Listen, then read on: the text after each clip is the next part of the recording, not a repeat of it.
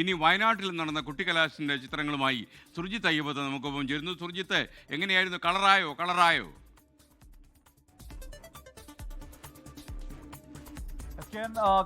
എന്ന് ചോദിച്ചാൽ വൻ കളറായി എന്ന് തന്നെ പറയേണ്ടി വരും. കാരണം അത്രമാത്രം ആവേശഭരിതമായ കൊട്ടിക്കലാശത്തിനാണ് ഈ വയനാടിന്റെ മണ്ണ് സാക്ഷ്യം വഹിച്ചത്. വയനാട്ടിൽ ഞാനുണ്ടായിരുന്നത് കൽപ്പറ്റയിലാണ്, പക്ഷേ മറ്റിടങ്ങളിലെല്ലാം തന്നെ നമ്മുടെ പ്രാദേശിക പ്രതിനിധികളെല്ലാവരും ഉണ്ടായിരുന്നു.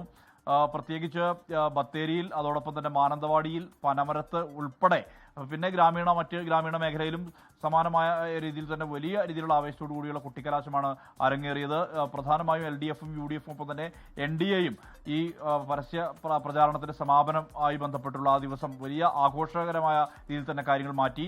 ഒരു മാസം നീണ്ടുനിന്ന വലിയ രീതിയിലുള്ള സംവാദങ്ങൾ, രാഷ്ട്രീയ ജനകീയ വിഷയങ്ങൾ, മറ്റ് പ്രാദേശിക പ്രശ്നങ്ങൾ, ഇതെല്ലാം തന്നെ ചർച്ച ചെയ്യപ്പെട്ട ഒരു തെരഞ്ഞെടുപ്പായിരുന്നു ഇത്.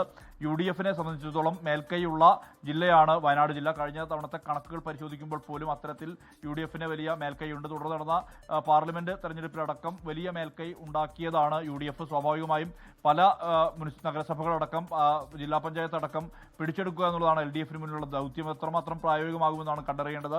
പ്രചാരണ രംഗത്ത് UDF പ്രധാനമായും ഉയർത്തിയത് ശബരിമല വിഷയം മുതൽ ഉൾപ്പെടെയുള്ള വിഷയങ്ങളാണ്. ബ്രഹ്മഗിരി അടക്കമുള്ള വിഷയങ്ങളാണ് UDF ഉയർത്തിയത്. എന്നാൽ രാഹുൽ മാങ്കൂട്ടത്തിന്റെ അറസ്റ്റിലുമായി ബന്ധപ്പെട്ട വിഷയം മുതൽ ഇവിടുത്തെ ചൂരൽമല മുണ്ടക്കൈ പുനരധിവാസവുമായി ബന്ധപ്പെട്ട് കോൺഗ്രസ് പ്രഖ്യാപിച്ച വീടെവിടെ എന്നുള്ള ചോദ്യം ഉൾപ്പെടെ ഉയർത്തിക്കൊണ്ടാണ് LDFിന്റെ പ്രചാരണ പ്രവർത്തനങ്ങൾ നടന്നത്. BJPയും സമാനമായ രീതിയിലുള്ള ശബരിമല ഉൾപ്പെടെയുള്ള വിഷയങ്ങൾ ഉയർത്തിക്കൊണ്ടുള്ള പ്രചാരണത്തിൽ ഊന്നിയിരുന്നു.